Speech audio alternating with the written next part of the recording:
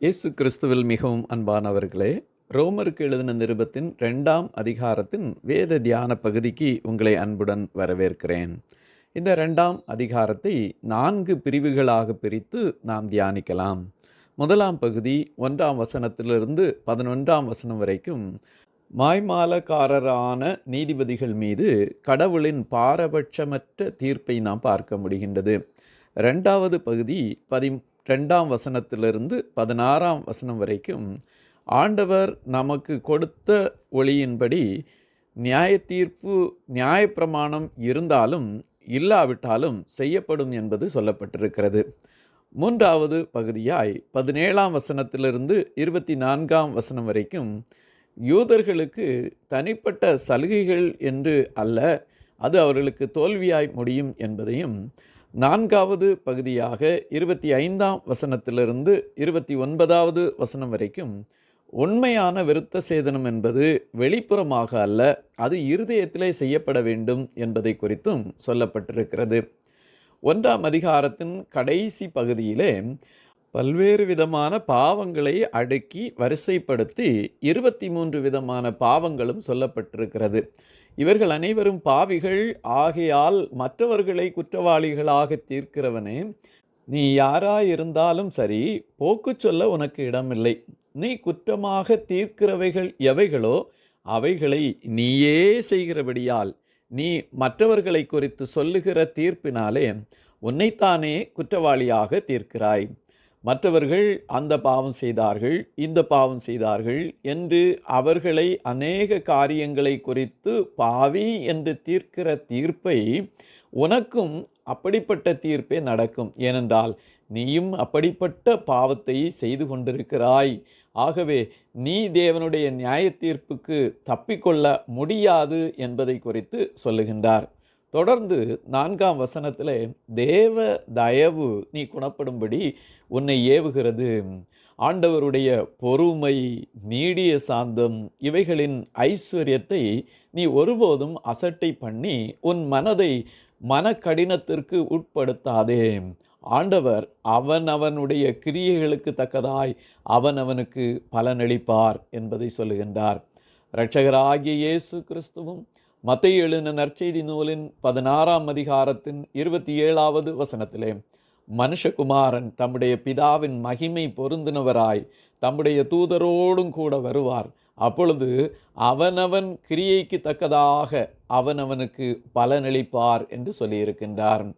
யோபு 34ஆம் அதிகாரத்தின் 11ஆம் வசனத்திலும் மனுஷனுடைய செய்கைக்கு தக்கதை அவனுக்கு சரிக்கட்டி அவனவன் நடக்கைக்கு தக்கதாக அவனுக்கு பலனளிக்கிறார் என்று சொல்லுகின்றார். இதைத்தான் வெளிப்படுத்தின விசேஷத்தின் 22ஆம் அதிகாரத்தின் 12ஆம் வசனத்திலும் வாசிக்கின்றோம். ஆகவே மனிதன் எதை விதைக்கிறானோ அதை அறுப்பான், எந்த கிரியை செய்கிறானோ அதற்கான பிரதிபலனை பெற்றுக்கொள்ளுவான். ஆகையால் நாம் நற்கிரியைகளை செய்ய வேண்டும் என்பதை வேதம் நமக்கு எடுத்துரைக்கிறது. நாம் ஒருபோதும் துர்க்கிரியைகளுக்கு ஒத்துப்போகிறவர்களாய், துர்க்கிரியைகள் செய்கிறவர்களாய் காணப்படக்கூடாது. அதைத்தான் 7வது வசனத்திலே சோர்ந்து போகாமல் நற்கிரியைகளை செய்து மகிமையையும் கனத்தையும் அழியாமையையும் தேடுகிறவர்களுக்கு நித்திய ஜீவனை அளிப்பார். அன்பானவர்களே, நாம் எப்படி இருக்கின்றோம்? நற்கிரியைகளை செய்கிறதிலே கவனமாயிருக்கின்றோமா? அப்படி என்றால் நித்திய ஜீவனை பெற்றுக்கொள்ளுவோம். அதிலே சோர்ந்து போகக்கூடாது.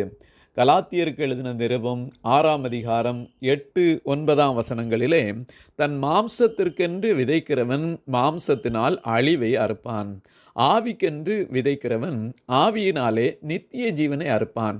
நன்மை செய்கிறதில் சோர்ந்து போகாமல் இருப்போமாக. நாம் தளர்ந்து போகாதிருந்தால் ஏற்ற காலத்திலே அறுப்போம். ஆகவே சோர்ந்து போகாமல் நற்கிரியைகளை கிறிஸ்துவின் நாமத்தினாலே சொல்லவும், அவருடைய வெளிச்சத்தை மற்றவர்களுக்கு காட்டவும், அதனால் பிதாவானவர் மகிமை அடையும்படியாக நற்கிரியைகளை செய்வதிலே கவனமாய் இருப்போமாக. அதைத்தான் 11வது வசனத்திலே தேவனிடத்தில் பட்சபாதம் இல்லை. நம்முடைய ஆண்டவர் பட்சபாதம் உள்ளவர் அல்ல. இதைத்தான் அப்போஸ்தலர் 10ஆம் அதிகாரம் 34வது வசனத்திலே பேதுரு பேசத் தொடங்கி, தேவன் பட்சபாதமுள்ளவர் அல்ல என்று கொர்நேலியுனுடைய வீட்டிலே சொல்லுகின்றார். இதைத்தான் உபாகமம் 10ஆம் அதிகாரத்தின் 17ஆம் வசனத்திலே, உங்கள் தேவனாகிய கர்த்தர் தேவாதி தேவனும் கர்த்தாதி கர்த்தரும் மகத்துவமும் வல்லமையும் பயங்கரவுமான தேவனாயிருக்கிறார். அவர் பட்சபாதம் பண்ணுகிறவரும் அல்ல, பரிதானம் வாங்குகிறவரும் அல்ல. ஆண்டவர் பட்சபாதம் அற்றவர்.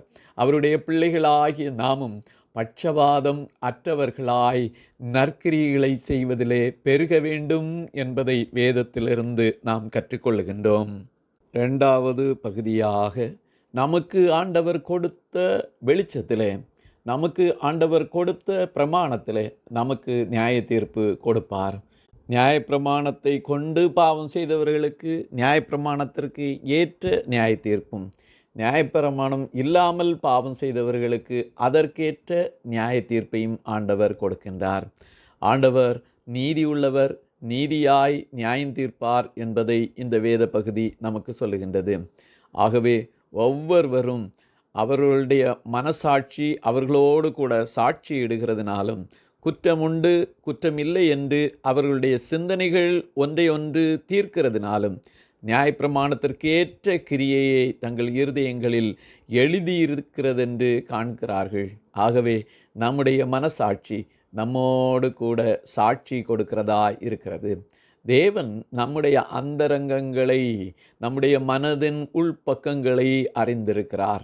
நாம் செய்கின்ற செயலுக்கு தக்கதான நியாய தீர்ப்பை அவர் கொடுக்க காத்திருக்கிறார்.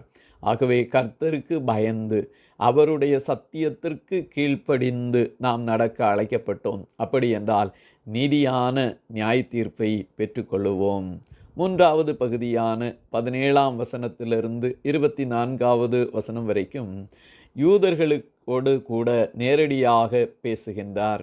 நீ யூதனென்று பெயர் பெற்றிருக்கலாம், நியாயப்பிரமாணத்தின் மேல் பற்றுதலாயிருக்கலாம், தேவனை குறித்து மேன்மை பாராட்டலாம், நியாயப்பிரமாணத்தில் தெளிவாய் உபதேசிக்கப்பட்டவனாயிருக்கலாம், அவருடைய சித்தத்தை அறிந்திருக்கலாம், நன்மை தீமை என்னதென்று அறிந்திருக்கலாம். ஆனாலும் நீ குருடருக்கு வழிகாட்டியாகவும், அந்தகாரத்தில் உள்ளவர்களுக்கு வெளிச்சமாகவும், பேதைகளுக்கு போதகனாகவும், குழந்தைகளுக்கு உபாத்தியனாகவும், நியாயப்பிரமாணத்தின் அறிவையும் சத்தியத்தையும் காட்டிய சட்டமுடையவனாகவும் நீ எண்ணுகிறாயே. 21ஆம் வசனத்தில், மற்றவனுக்கு போதிக்கிற நீ உனக்குத்தானே போதியாமல் இருக்கலாமா? களவு செய்யக்கூடாதென்று பிரசங்கிக்கிற நீ களவு செய்யலாமா என்று அவர்களுக்கு எச்சரிப்பாய் சொல்லுகின்றார். உன்னை குறித்தும் உபதேசத்தை குறித்தும் எச்சரிக்கையாயிரு என்று 1 தீமோத்தேயு 4ஆம் அதிகாரம் 16வது வசனத்திலே சொல்லுகின்றார். ஆகவே நாம் நம்மை குறித்தும் நம்முடைய உபதேசத்தை குறித்தும் கவனமாக இருக்க வேண்டும். 22ஆம் வசனத்திலே, விபச்சாரம் செய்யக்கூடாதென்று சொல்லுகிற நீ விபச்சாரம் செய்யலாமா? விக்கிரகங்களை அருவருக்கிற நீ கோவில்களை கொள்ளையிடலாமா என்று கேள்வி எழுப்புகின்றார். ஆகவே மற்றவர்கள் பாவம் செய்யக்கூடாது, எந்தெந்த பாவங்களை செய்யக்கூடாது என்று சொல்லுகிற நாம் நம்முடைய உள்ளான உணர்விலும் அப்படிப்பட்ட பாவங்களை நாம் செய்யாதபடிக்கு, ஆண்டவருடைய நாமம் புறஜாதிகளுக்குள்ளே நம் மூலமாய் தூசிக்கப்படாதபடிக்கு நாம் நம்முடைய நடையை காத்துக்கொள்ள அழைக்கப்பட்டோம் என்பதை தெளிவுபடுத்துகின்றார். அன்றைக்கு ரோமாபுரியிலிருந்த யூதர்கள் கர்த்தருடைய நாமம், இயேசுவின் நாமம் தூசிக்கப்படுவதற்கு காரணமாய் போனபோது அதை எச்சரித்து கண்டித்து இந்த பகுதியை எழுதுகின்றார். இன்றைக்கு இயேசு கிறிஸ்துவின் பிள்ளைகளாகிய நாம் நம்மோடு சுற்றி வாழுகின்ற மக்கள் மத்தியிலே எந்த அளவுக்கு உண்மை உள்ள சாட்சிகளாய் வாழுகின்றோம்? பாவமான காரியங்கள் என்று ஆண்டவருடைய பரிசுத்த வேதத்திலே சொல்லப்பட்டவற்றை ஒருபோதும் செய்யக்கூடாது. நாம் மற்றவர்களுக்கு முன்பாக நற்சாட்சிகளாய் வாழ அழைக்கப்பட்டோம் என்பதிலே மிக கவனமாக இருப்போமாக. 4வது பகுதியான உண்மையான விருத்த சேதனம் என்பது வெளிப்புறமாக அல்ல, இருதயத்திலே செய்யப்பட்டது என்பதை குறித்து யூதர்களுக்கும் புறஜாதியார்களுக்கும் அவர் தெளிவுபடுத்துகின்றார். இந்த உலகத்தின் மத சடங்குகள், பாரம்பரியங்கள் வெளிவேஷத்திற்காக அல்ல, உண்மையாகவே கடவுளுக்கு நேராக நம்மை வழிநடத்தும் என்றால் நல்லது, இல்லை என்றால் அதை கொண்டு எந்த பிரயோஜனமும் இல்லை. 25வது வசனத்திலே, நீ நியாயப்பிரமாணத்தை கை கொண்டு நடந்தால் விருத்த சேதனம் பிரயோஜனம் உள்ளதுதான். நீ நியாயப்பிரமாணத்தை மீறி நடந்தால் உன் விருத்த சேதனம் இல்லாமையாயிற்றே என்று சொல்லுகின்றார். ஆகவே நாம் பின்பற்றுகின்ற எந்தவித சடங்காச்சாரங்களானாலும் ஆண்டவருடைய சத்தியத்தை மீறி செல்லும் என்றால் அதில் எந்தவித பிரயோஜனமும் இல்லை என்பதை தெளிவுபடுத்துகின்றார். அதைத்தான் 28வது வசனத்திலே, ஆதலால் புறம்பான யூதனானவன் யூதன் அல்ல, புறம்பாக மாம்சத்தில் செய்யப்படும் விருத்த சேதனம் அல்ல என்று தெளிவுபடுத்தி 29வது வசனத்திலே, உள்ளத்திலே யூதனானவனே யூதன், எழுத்தின்படி உண்டாகாமல் ஆவியின்படி இருதயத்தில் உண்டாகும் விருத்த சேதனமே விருத்த சேதனம். இப்படிப்பட்டவனுக்குரிய புகழ்ச்சி மனுஷராலே அல்ல, தேவனாலே உண்டாயிருக்கிறது என்று சொல்லுகின்றார். இதைத்தான் கொலோசையருக்கு எழுதின நிருபத்தின் 2ஆம் அதிகாரத்தின் 11வது வசனத்திலும், அல்லாமலும் நீங்கள் கிறிஸ்துவை பற்றும் விருத்த சேதனத்தினாலே மாம்சத்திற்குரிய பாவ சரீரத்தை களைந்து விட்டபடியால் கையால் செய்யப்படாத விருத்த சேதனத்தை அவருக்குள் பெற்றீர்கள். இன்று புறஜாதியாராகிய நாமும் கையால் செய்யப்படாத விருத்த சேதனத்தை இயேசு கிறிஸ்துவுக்குள் பெற்றிருக்கிறோம். நம்முடைய இருதயத்தில் உண்டான இந்த விருத்த சேதனமே விருத்த சேதனம். இது விசுவாசிகளுடைய இருதயத்தில் நடக்கும் தேவனுடைய கிருபையின் கிரியையை குறிக்கிறது.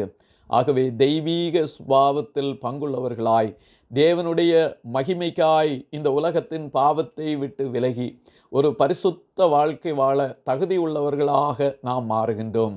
இவ்வாறு பரிசுத்த வாழ்க்கை வாழும்போது நாம் புதிய உடன்படிக்கையின் கீழ் இயேசு கிறிஸ்துவோடு இணைக்கப்பட்டிருக்கிறோம். அப்படித்தான் திருச்சபையிலே நாம் இணைந்து கொள்ளுகின்றோம். ஆகவே நம்முடைய வாழ்க்கையிலே பழையவைகள் ஒளிந்து சகலமும் புதிதாகுகிறது என்று 2 கொரிந்தியர் 5:17 சொல்லப்பட்டபடியாய் நம்முடைய வாழ்க்கையின் அனைத்து பகுதிகளும் குணாதிசயங்களும் புதுமை அடைகின்றது. புதிய இருதயத்தை பெற்றவர்களாய், பாவத்தை வெறுக்கும் பண்புள்ளவர்களாய் இந்த உலகத்திலே கிறிஸ்துவின் சாட்சிகளாய் வாழ அழைக்கப்பட்டிருக்கிறோம். ஆகவே அனைத்து விதமான ஒழுக்கக்கேடான புறஜாதிகள் செய்கின்ற அனைத்து காரியங்களையும் விட்டுவிட்டு கிறிஸ்துவின் தொண்டாற்றுகிறவர்களாய், அவருக்கு சாட்சிகளாய், கிறிஸ்துவை போல இந்த உலகத்திலே வாழ்ந்து அவரை உலகத்திற்கு காட்டுகிறவர்களாய் வாழுகிறோம் என்பதையே இது குறிக்கிறது. இந்த அதிகாரத்திலே மாய்மாலக்காரரான நீதிபதிகள் மீது ஆண்டவர் தீர்ப்பு செய்கின்றார் என்றும், நியாயப்பிரமாணம் இருந்தாலும் இல்லாவிட்டாலும்